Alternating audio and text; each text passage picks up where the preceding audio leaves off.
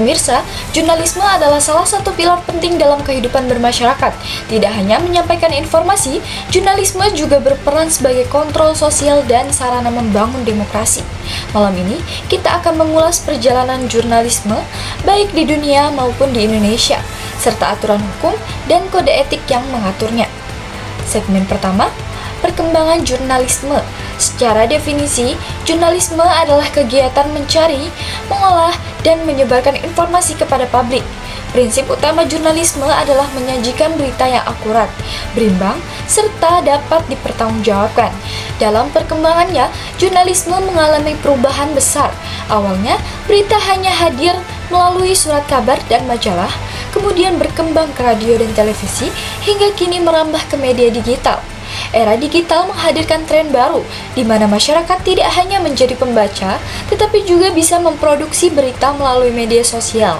Kondisi ini tentu menjadi tantangan tersendiri bagi jurnalis, untuk tetap menjaga kualitas dan kredibilitas informasi di tengah derasnya arus informasi yang belum tentu benar. Segmen kedua, sejarah jurnalisme di dunia.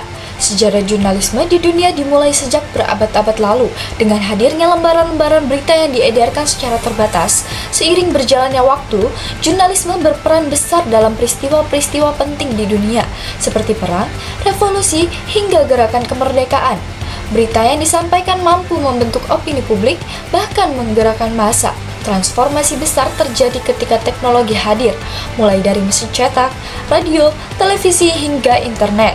Setiap perkembangan teknologi membawa perubahan dalam cara berita diproduksi dalam konsumsi.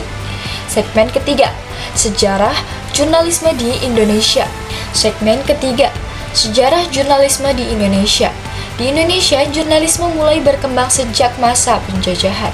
Media pada masa itu digunakan sebagai alat politik, baik oleh pemerintah kolonial maupun tokoh pergerakan nasional. Pada masa kemerdekaan, jurnalisme berperan penting dalam menyatukan semangat perjuangan rakyat. Media menjadi sarana penyebaran informasi sekaligus memperkuat rasa nasionalisme. Namun, pada masa Orde Baru, kebebasan pers sangat dibatasi. Banyak media dibredel dan dikontrol ketat oleh pemerintah. Situasi berubah ketika era reformasi tiba, kebebasan pers kembali ditegakkan dan media di Indonesia tumbuh pesat hingga saat ini. Segmen keempat, regulasi undang-undang pers di Indonesia.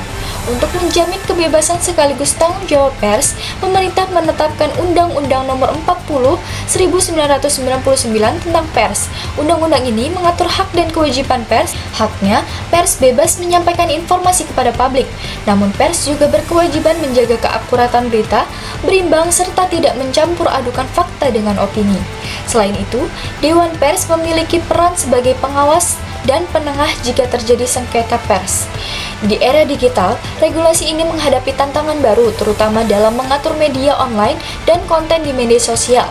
Segmen kelima, kode etik jurnalistik. Selain undang-undang, profesi jurnalis juga diikat oleh kode etik jurnalistik.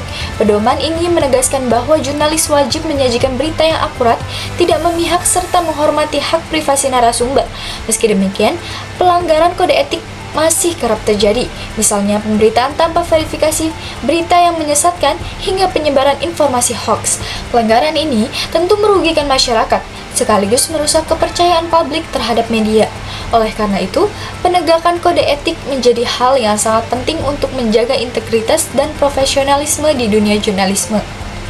Pemirsa, dari perjalanan panjangnya, jurnalisme terbukti bukan hanya sekedar menyampaikan informasi.